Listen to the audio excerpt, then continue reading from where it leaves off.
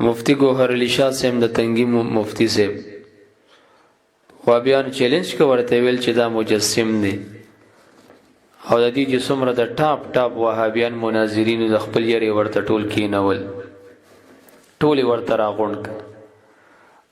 او دې ورته لکه د هیرو یوازې ناز خپل کسان منکول وی تاسو به خبرې نه کوي ځکه حقه مسله وګن حقه مسله کې چې نبی چانه ویریګم یوازې ورته کینه لکه د هیرو ورته ناز ته یوازې ها یوغینه لار روګه کړي واغ داوی نشولې کړي او دومره پریشان کړي وو چې بیا هغه غړي وړي ویلې د مفتی سه په کلیپونو هم خبرې کوي او د عقیده هم خبرې کوي په دې هم خبرې کوي هغه به کوي دغه به کوي دې ګډوډولو کنه چې دې رستش ابن تیمیه خو په شرمونو شرمیږي او ګند دنیا ته ظاهریږي او مرداریانی تقسیم د عقیده چې د يهودو د عیسایانو عقیده وا او د ابن تیمیه د وهابیانو په واسطه په دې امت کې خوريږي هغه مرداری ښکارېږي نو بس خروج به د موضوع نه کولو د پیر سه په کلیپونو بم خبرې کو دا به کو هغه به کو الکه خو چې پس چیلنج شوی یو چیلنج هم پس قبول کړي دا غندم پاک کوي بیا دغه په کلیپونو هغه سره خبرې کوي تکړه په دې مسله کې موږ د مفتی گوهر علی صاحب سره کلک ولاړ یو د ابن تیمیه مجسم او ګستاخ او بيدینه سره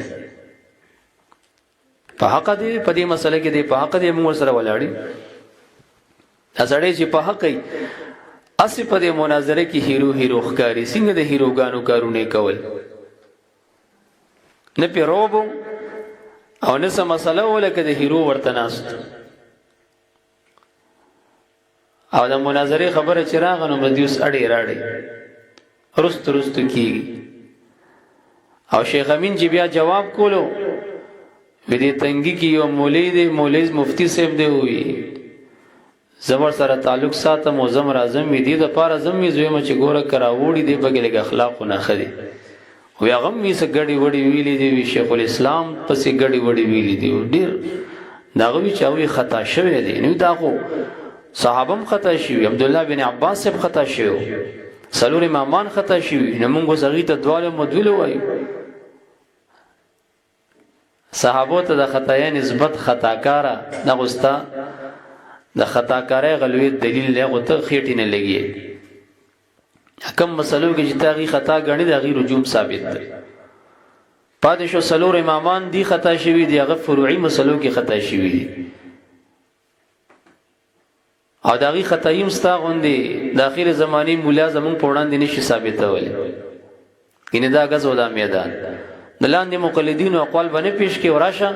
د امام ابو حنیفه رحمت الله علیه چې کم خپل شاګردانو ته براه راست پشپک کتابونو کې روایت کړي یو مسله پاغي کې د قران د حدیث خطا او خیراش چیلنج دی د عرب او د عجم کل وهابیانو تزه السیر الكبير الجامع الصغير الجامع الكبير المبسوط الزيادات راشي یو مسله بګي د قران د حدیث خلاف وخایي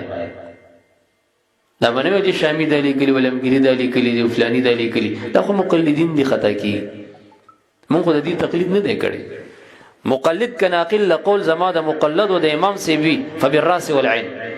کني زه د مقلد تقلید نکوم ویل لمن قلد المقلد كل الويل څوک چې د مقلد تقلید کوي هغه د پوره سل فصل کې هلاکت دي د مقلد تقلید نکوم ټیک د غدا فتاو ولا کتابونو ولا خطا شوی الله دې ورته عفو وکړي د امام سے مقلدم د امام ابو حنیفه رحمت الله علیه ته چې وجه سلور امامان خطا شوی د خپل امام سے برا شماته د خطا یعنی او خایزه